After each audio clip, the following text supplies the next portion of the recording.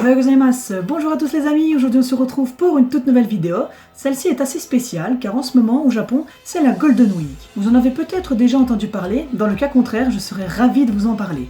Ikimasho.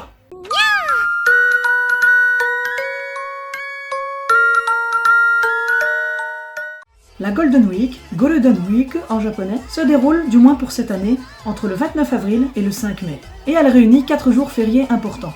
Le 29 avril, c'est Showa no Hi, le jour de la naissance de l'empereur Showa. Je vous parlerai de cet homme dans une autre vidéo, mais en quelques mots, il était l'un des 3 dirigeants de l'Axe, avec Adolf Hitler et Benito Mussolini, pendant la Seconde Guerre mondiale.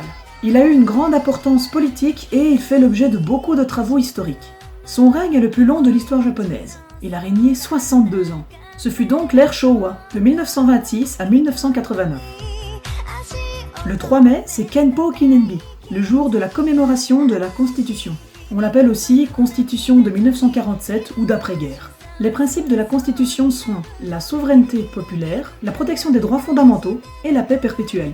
Et c'est en 1947 que l'Empire du Japon devena simplement le Japon qu'on connaît tous au jour d'aujourd'hui. Le 4 mai, c'est Midori no Hi, le jour de la nature. Des bénévoles se mobilisent pour planter des arbres, nettoyer des sites naturels et attirer l'attention du public sur la protection de l'environnement.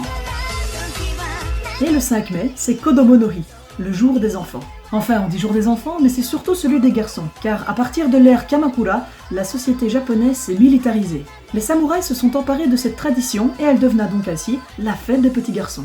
Les familles offraient ce jour-là une partie de leurs armures aux enfants. Cette fête est également liée à la carpe koi, qui en est devenue le principal symbole. Des carpes multicolores de papier ou de soie sont accrochées par les foyers ayant au moins un garçon. La carpe qui remonte les rivières à contre-courant en période de ponte est un symbole de courage et de persévérance que les parents japonais aimeraient inculquer à leur progéniture masculine.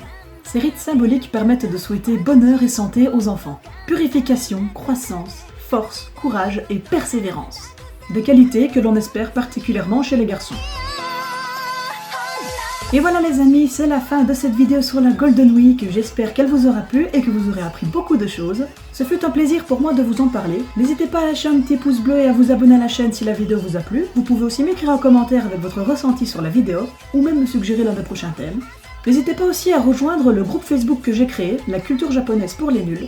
Vous pouvez y partager toutes sortes de choses, des photos, des blagues, éventuellement des recettes de cuisine, me suggérer des vidéos, on pourra parler plus facilement comme ça. Le groupe compte actuellement 122 membres, n'hésitez pas à venir nombreux.